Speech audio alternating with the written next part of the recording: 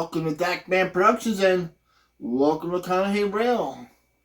So sometimes when you build a layout, especially when you build one with new plans, like I mentioned in my anniversary video, things change over the course of time. Interests change over the course of time. And that's fine. Sometimes interests change. We sell things. We buy new things. We're constantly changing to keep our interest alive. And I'm no different. So today I'm going to give you guys sort of like an update video. So I have a facility that I call Farmingdale Junction, and on that facility is a grain facility. I always wanted a grain facility on this layout because I live in the farmlands of South Jersey, and we do have lots of grain facilities, but only a couple that are served by the actual railroad, and it's a short line. But as time went on, I got really interested in Cargill, as you guys have seen in multiple videos. So there's like a couple major food processors, a couple being worldwide as well. So you have ADM, you have Cargill, you got ConAgra. So you have, big facilities that are like into the food industries. And so I got interested in Cargill quite a bit. And that was because, I really liked the colors of their locomotives and stuff like that. Is what really got me interested in Cargill. And I'll explain all that in this video. But at any rate, I want to show you what I'm going to update and change and why, and look at the whole thing. We'll actually do a switching maneuver. So this should be a good one for you guys. So stay tuned. Alright, so this is my grain facility, what I call Farmingdale Junction.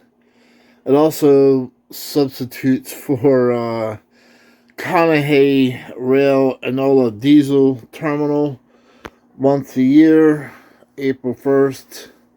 Every year I put up a video about Enola Diesel Terminal. But anyway, mainly it stays as Farmingdale Junction. Now, originally when I first started out, this is a Corber kit, and Corber was eventually bought out by Mr. Muffins. But anyway, I bought this from him in 2015 when he first took over Corber.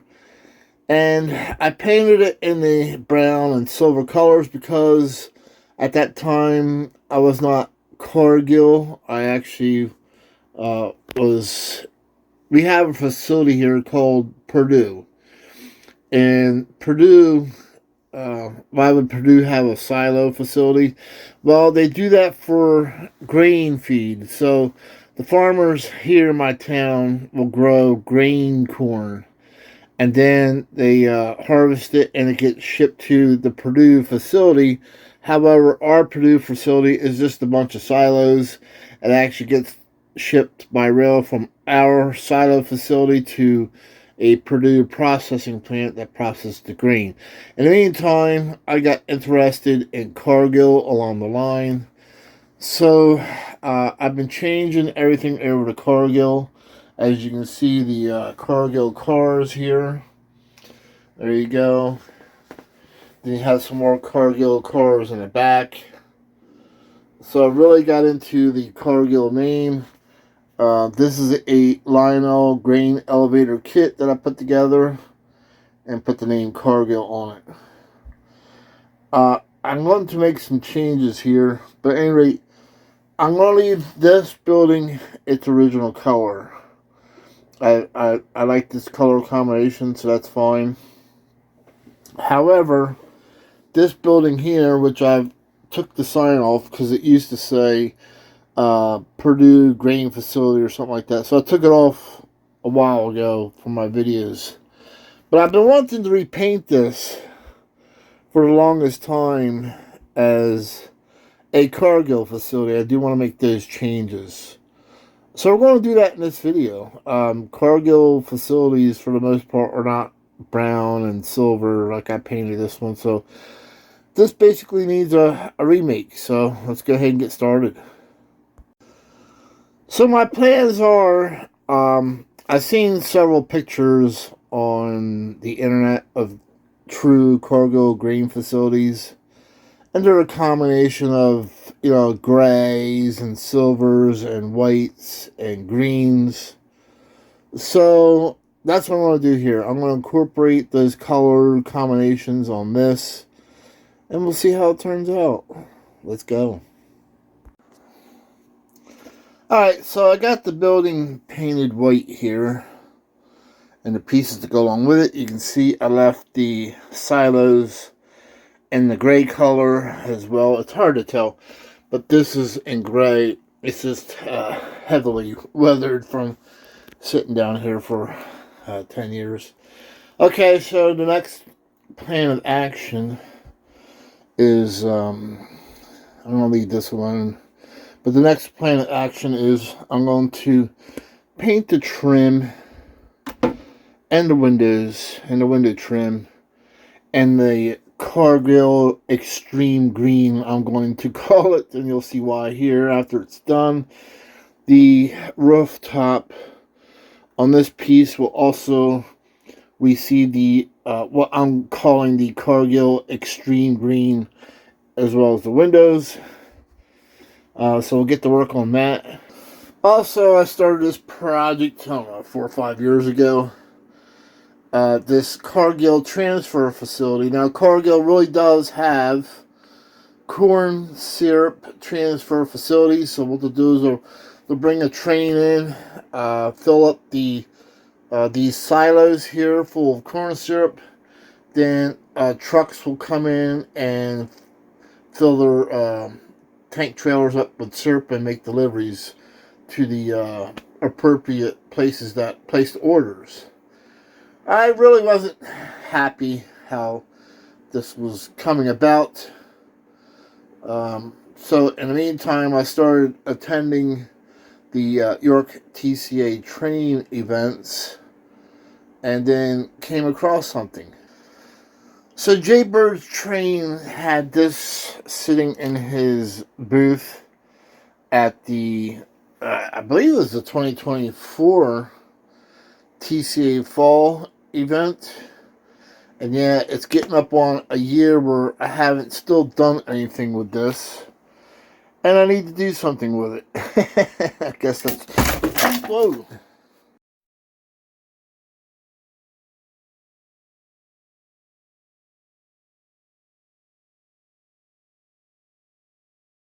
Okay, as you see, I just tipped it over and the pieces came off, but the pieces didn't break.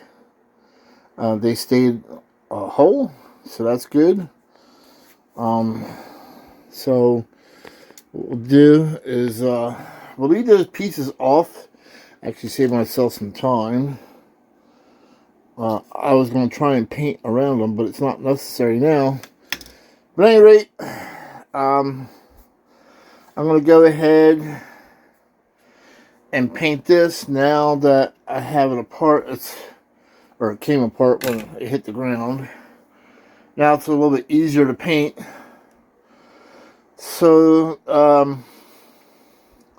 not sure how I'm going to paint this yet, but it's definitely got to go white. But I need to offset the colors. I may paint the tops of the Cargill Extreme Green as well. Alright, so we'll see how this project goes. Alright, so now you can see that I have this painted, the trim painted and the roof painted in that Cargill, what I call the Cargill Extreme Green. For those who want to follow this project, you can wait until the end and I'll tell you the colors that I used and my inspiration for this project. I've used multiple photos for doing this. So we're going to go ahead and move on to this part of it next. And we'll dress this up as well, going from white to green trim as well. So let's see how that turns out. Okay, so I got this piece painted. You can see what I meant by painting the trim. So I painted basically the top trim by the roof and the windows. So this thing is pretty much coming together. You're not going to miss it, that's for sure. And these extreme extreme green colors that I keep talking about. So I'm going to go ahead and paint this up next. And then finally we'll talk about decals. Alright, so here we are. We have the facility trim all painted up. As you can see, I left the silos gray. This is gray, but it's a little weathered. And so we're going to go ahead and check out what decals we're going to put on here. So if you look over here, this is something that I had made up and put on this grain elevator. But this Cargill logo is actually a more modern logo. Most of the freight cars that I own have the older Cargill logo. So I would say like 80% of my freight cars had this type of logo on it, rather than this logo, which is the newer logo. So for this building, we're going to go with this style Cargill logo. And it's going to go right about here. Just so you guys know. So let's go over the stuff that I've used. And so again, this is a Corber silo kit available from Mr. Muffins. He owns Corber now, or has for the last 10 years at least. And so the color of the green that I used is called Key Lime. It's actually a spray paint, but what I did is because obviously the windows were already glued in place, so I had to brush the paint on. I didn't want to risk breaking them trying to remove the windows, so I just sprayed some paint into a little tiny cup and then applied the paint by hand. The only thing I was able to spray on was the rooftop. I just masked off the building and sprayed the roof. So the color is key lime, and or key lime green. Kind of a cool color. I like to call it the extreme Cargill green. And that's because if you look through pictures, and I said I was going to review some pictures. So if you look through the pictures of some of these silo facilities, a few of the pictures that I found do have a lot of gray, as far as gray silos. Some of the building structures are gray. I have found pictures of Cargill facilities that are white with a green trim. You'll see a couple photos in here where the silo trim is also green. Also, their first locomotive, Cargill locomotive, was blue and yellow. Lionel did come out with that as a S1. Cargill started painting their locomotives white and this, what I would call, extreme green colors. And they were really cool looking. I hope that, Lionel does locomotives in that white and extreme green color. I think it would be a good seller. So I'm sure many of you will ask, Dakman, why are you not using switcher locomotives for your facility, like an S1 or SW900 or SW1200? Well, when you become a high rail layout, you run into real world railroad problems. So that being said, the Lionel switcher locomotives are single motor, and so I run real long grain trains, and so to shove out or pull in cars in and out, it takes more power than a single switcher could handle. And this happened in the real world of railroading. If you notice, a lot of big facilities got away from switcher locomotives, and they are actually using old road locomotives, GP9s, stuff like that. Even at cargo facilities, you'll find bigger locomotives. You won't find a whole lot of switchers. So that's why I don't have any switchers. I use road locomotives, such as, now I got the GP9s here. I was originally using a GP30 at this facility. Alright, so I got the decals applied. They're now drying. The decals, just so you guys know, are from Walthers. They are HO scale sized. Which, it didn't matter to me. It's a little bit on the smaller side, but that's okay. I'm fine with that. But as you can see, it is the older style, and I also changed the one over here as well, and that is drying.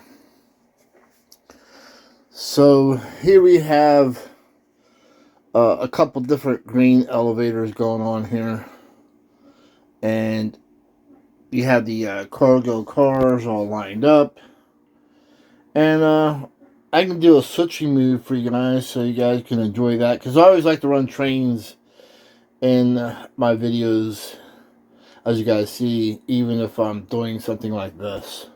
Okay, this is the Cargill transfer facility all finished up. As you can see, I have the tops painted that Cargill extreme green that I was planning on doing. I got the ladder and safety rails all in yellow. So I'm pretty much happy with this piece. Still need to do some piping work on this for the rail cars and the truck that's going to come in and pick up the corn syrup. Alright, now that I have this all done, we're going to go ahead and we'll bring in some hopper cars into the facility. So we'll show you a little bit of switching here.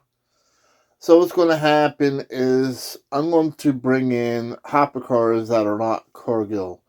So what's going to happen is back in the day, farmers, especially the farm co-ops, had their own hopper cars, and they would put their product onto the hopper cars and have them delivered to certain facilities. So that's what's going to happen here. So the product coming into the Cargill facility will come in on farmer co-op hopper cars, and the side of the facility is just basically for storage.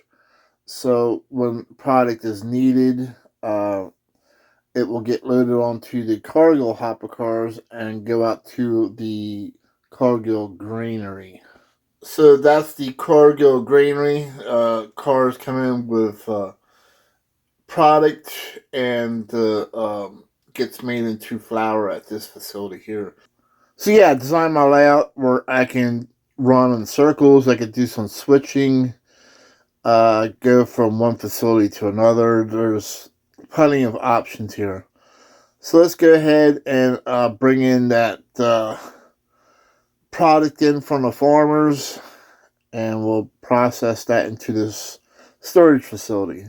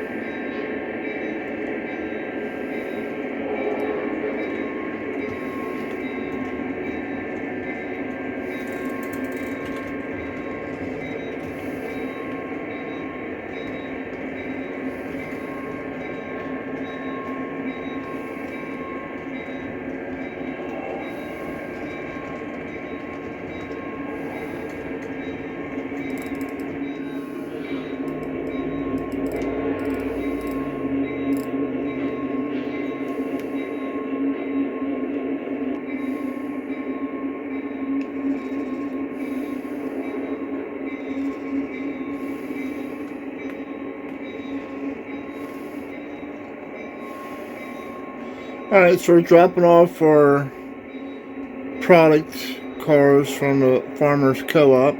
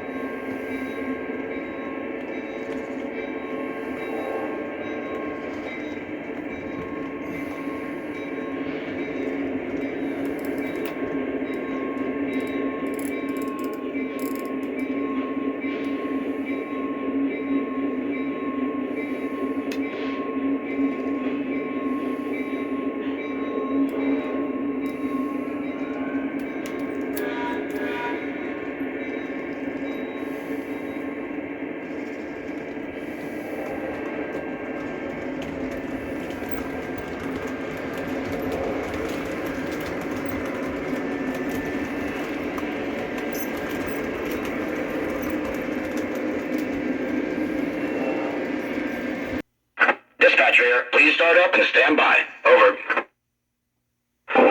Yes, sir. Start up and stand by. Out.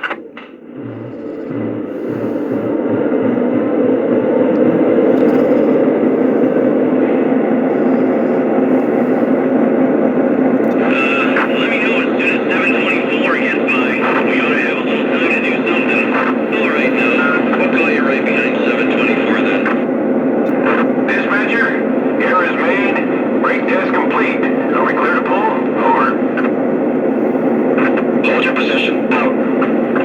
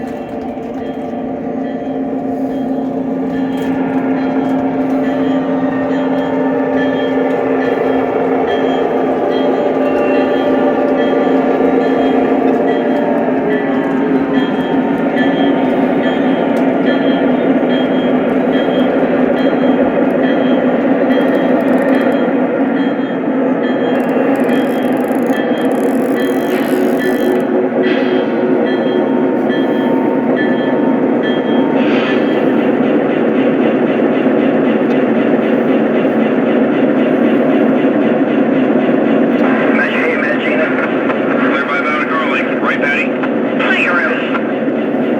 Gonna be here for a while. Timetable has us holding here for number 9, and she's running about 20 minutes late.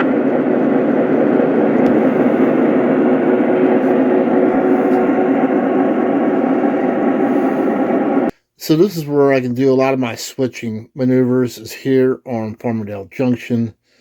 I have a figure here by the switch stand showing him switching, or simulate him showing him switching. We have a flag man out here because of this particular crossing. Let's talk about that.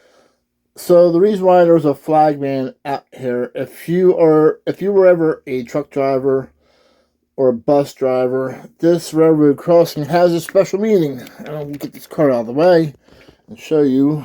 Okay, this is a exempt crossing. I had that custom made by a vendor. He did that for me.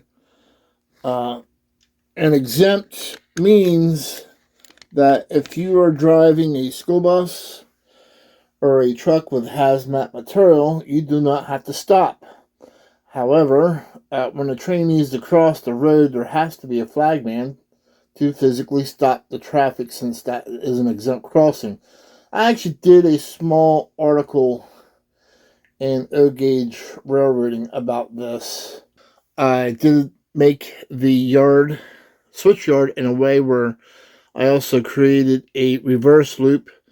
So if I wanted to change the directions of the train, I would take the exempt crossing, and that would take the train into a different change the direction of the train. Okay, we'll catch you guys at the next train show, the next event. We'll catch you trackside. Goodbye.